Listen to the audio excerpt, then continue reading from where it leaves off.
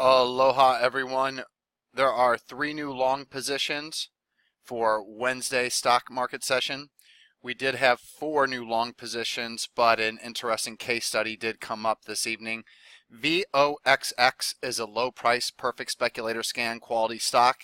It was also my price volume BOPS surge scan. It's kind of excited, about as excited as I'm going to get whenever I saw this long signal trigger in the perfect speculator scan. However, now that we're in earnings season, one of the due diligence that I will always do now before I go long, I will check to see when earnings are. I was quite surprised to see that Vox had earnings this evening. I went to go check. The stock is gapping down 10%. That's it, it's off. Hypothetical situation arises where I say that Vox is a new long signal. I get lazy. Maybe I'm out surfing all day. Who knows? I screw up and I don't check for earnings and I list it as a long signal. You go in the morning to go buy this stock and you see it's down 10%. You need to know immediately it is no longer a long signal. The trade is off. The methodology states the low a day today is 830.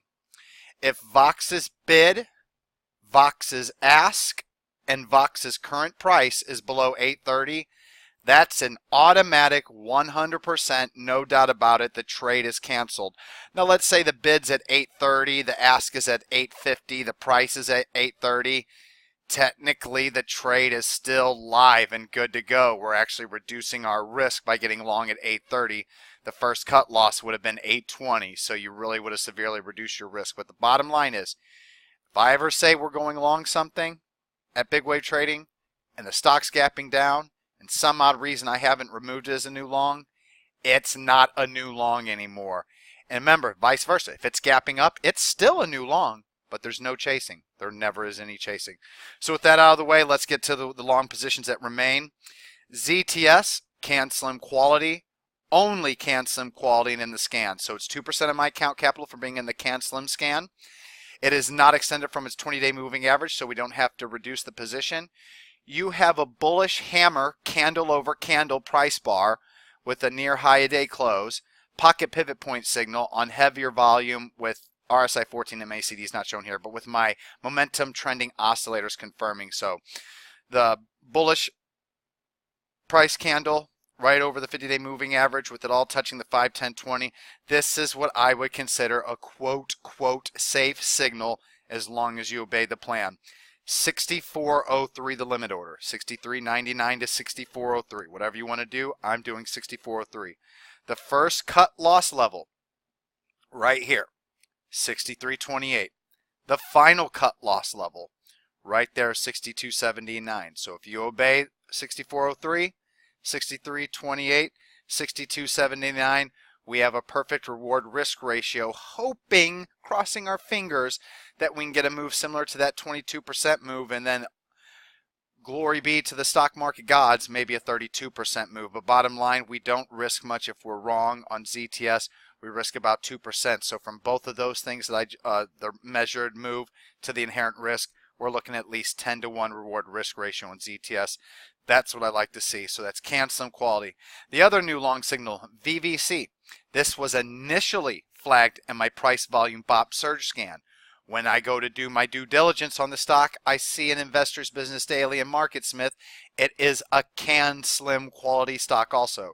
So it's CanSlim Quality and price volume BOP scan confirmed. So 3% of my account capital is what's supposed to go in this position. Remember, there's no way I have this cash or buying power available. So I'm just going to put whatever I deem is the right amount in here. And that might mean it's like 2% for VVC or 1% for VVC, 0.5% for ZTS, and then 0.5 or 0.25% for the next long we're going to go over. But VVC, same similar situation as ZTS. Bullish, hammer, full body, candle over candle price bar. Extremely strong volume surge with the pocket pivot point signal. BOP jumps back to green. RSI and MACD is confirming. Once again, VVC, previous very large uptrend. I mean, we're just looking from here to here. we got a 36% move. And let's say all hell breaks loose with VVC, we're going to lose about 2 to 3%. So once again, we're looking at that 10 to 1 potential reward risk ratio. You got to take it. As you can see, very similar pattern to ZTS. Almost looks like they're brothers. But VVC is a slightly better stock only because of the volume surge and the green bot. But still, they're both about equal to each other. But VVC, 66.44 the limit order. First cut loss level, 65.57 or 65.51, whatever you want to do. And the final cut loss level, no matter what, 64.93. It moves below 64.93. We'll know the trade idea is wrong. But I like the technical pattern. I like the tightness in that consolidation. And just like ZTS, the stock is on top of the 5, 10, and 20. So look at VVC.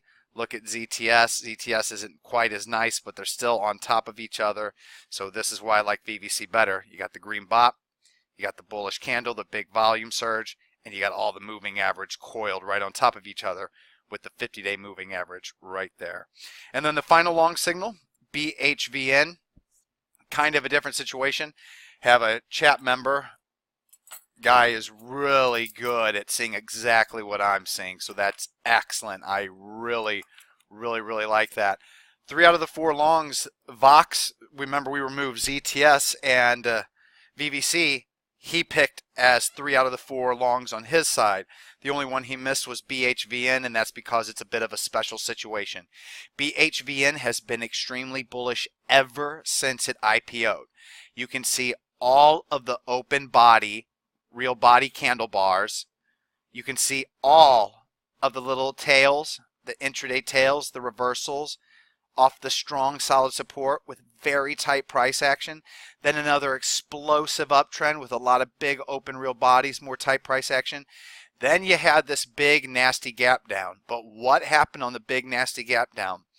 Immediate support in the morning and a move all the way back almost into the previous consolidation on huge volume. You then had a little bit of reversal the next day, but the stock has now rounded out. And after rounding out and consolidating, it's now retaking its 50-day moving average. And while there's not a really volume surge, and while BOP looks ugly, there's an MACD and RSI curl confirmation with the price. And by getting long here, I severely reduce my risk in this position. Now, what is the other reason that really made me interested in it? Well, first off, this is because it's an IPO. Anytime any IPO can give me a low risk, potential huge reward signal, I want to take it. But it's also biotech. But not only is it IPO and biotech, back in September, it's very rare to have IPOs make my perfect speculator scan. Low price, high price, over 50, under 50, it doesn't matter. But BHVN was in my low price perfect speculator scan because it's had a previous measured move during the past 52 weeks of at least 100% from its low to high, and then to make the scan the stock has to be within 20% of its highs. So BHVN was in my perfect speculator scan for almost a full month. And it was in my IPO scan, obviously, since an IPO. So I've seen this stock a lot. So when all of a sudden I see it gap down, start to curl and round out in my IPO scan, I know that I want to get long this stock using a very simple limit order at 33.17, the high of the day, because it's, excuse me, not extended, as you can see. The 20-day moving average needs to be below price. And then there's really only one cut loss level, a move below these lows right here, 31.60, and you will be completely out. Me, I can't take a large position, so I'm going to take a really reduced position size. I think I might just get probably, I don't know, maybe anywhere from 10 to 20 shares. I'll have half here, and then I'm willing to give it all the way to back here before I finally sell all out, 26.65. But if it fails this level, I will obviously, and let's say it closes here, I'll be raising half of my stops to whatever that low day is.